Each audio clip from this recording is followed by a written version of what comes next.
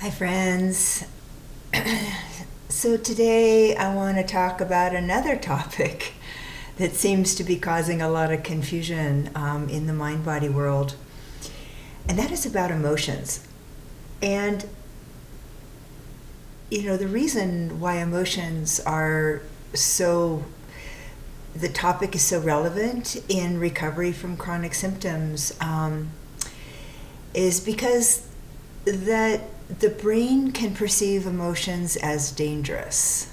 Maybe when we were growing up, we had to learn to manage certain emotions because we were told to not be like that, or don't be so afraid, or don't be so angry.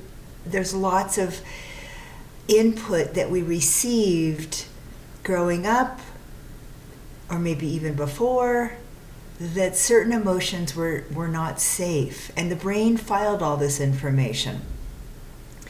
And so the theory is that if the brain is perceiving certain emotions as dangerous, right, those emotions are being repressed, okay, through life.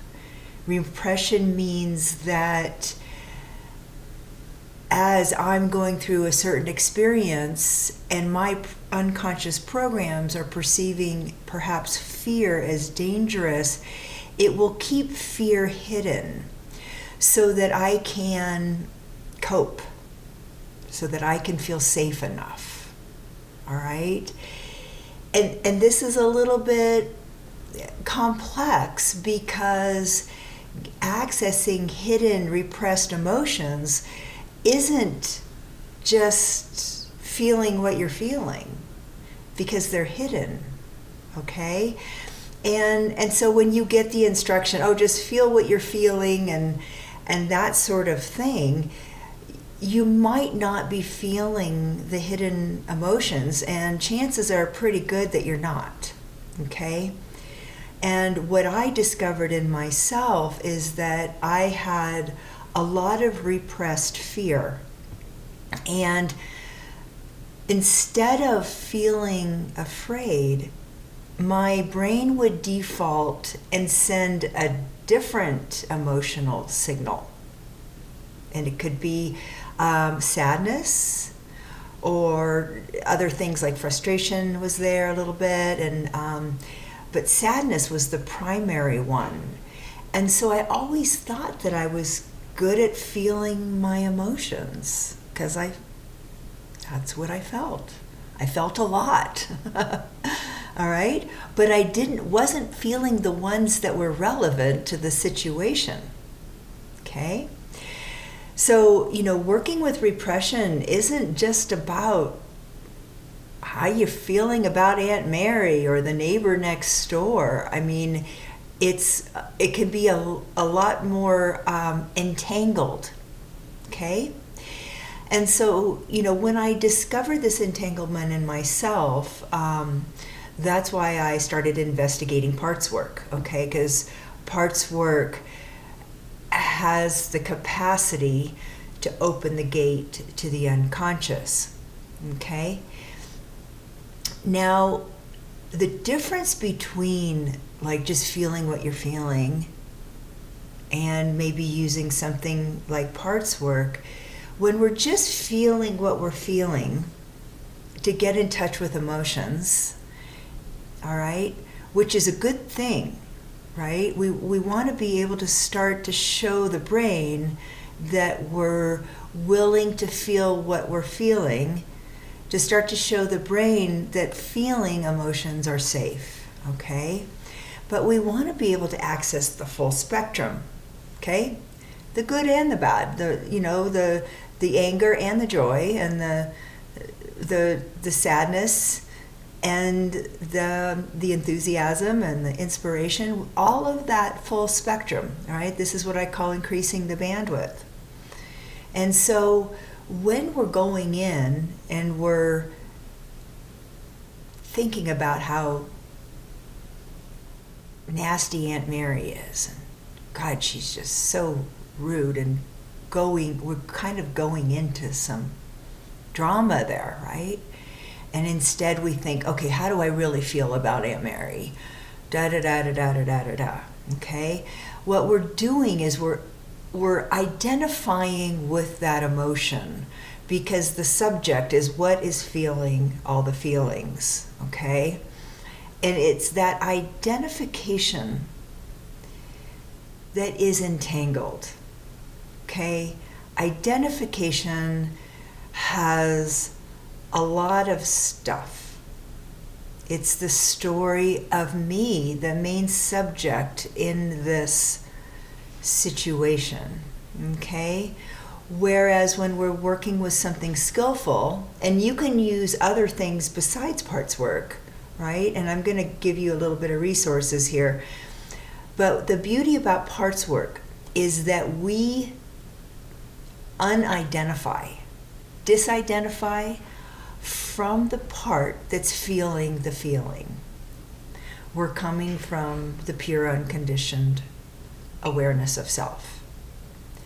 And that is not identified with what the feeling is feeling. And so therefore there's much less chance of resistance around the emotion and the feeling.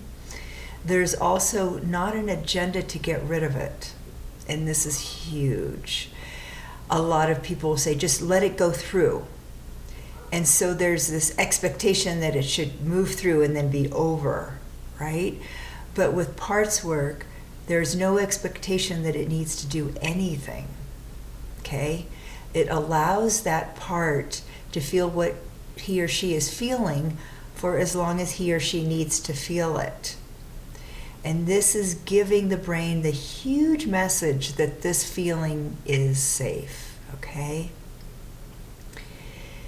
Now, this is such a huge topic for me, emotions, because it's not just the emotion we're looking for in our recovery. It's also a belief underneath the emotion that is feeding the emotion. Okay?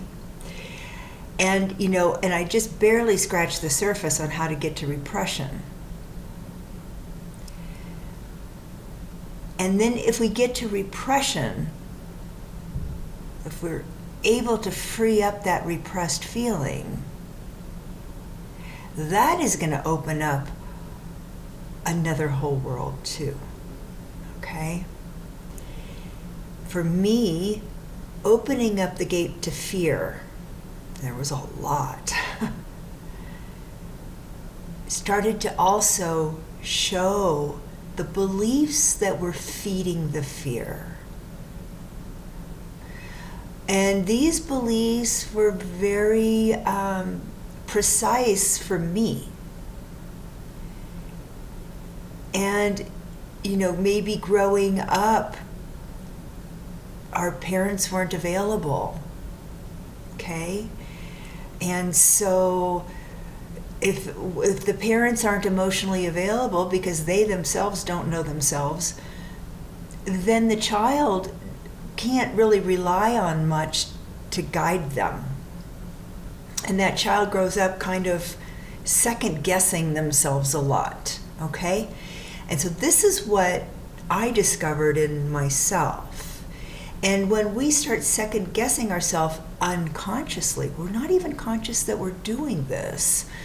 What starts to build from that is a certain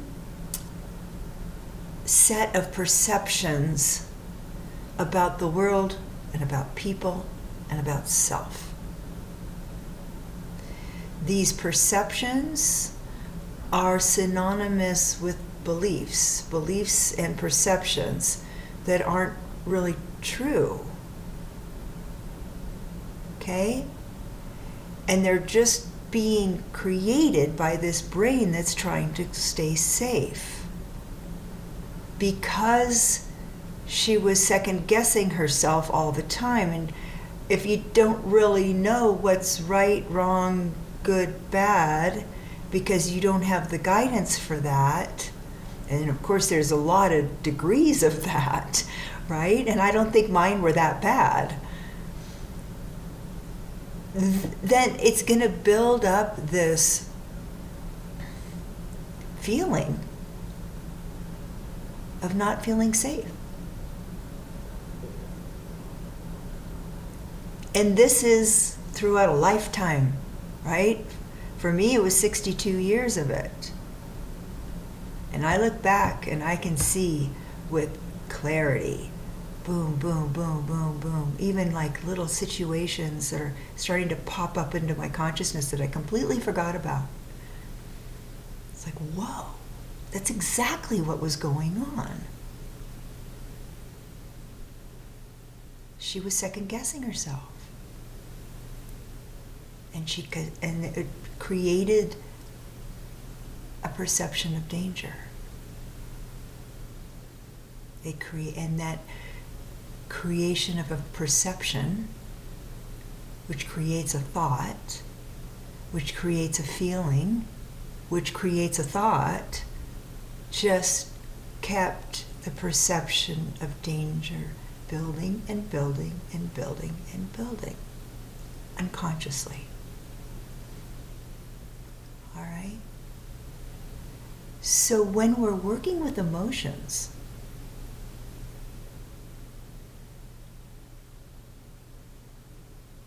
don't put an expectation. This is the advice that I have around emotions, because a lot of people do this. That if you start feeling your feelings, that your symptoms are just going to go away. Okay? That wasn't the case with me. I had to go deeper. I had to really examine where this fear was coming from. And I was able to do that by acknowledging the fear in a part that wasn't me. Okay? I was the awareness of that part that was just trying to figure it out. Have you ever experienced that? Like, there's a part of it that's just trying to figure it all out because she doesn't feel safe.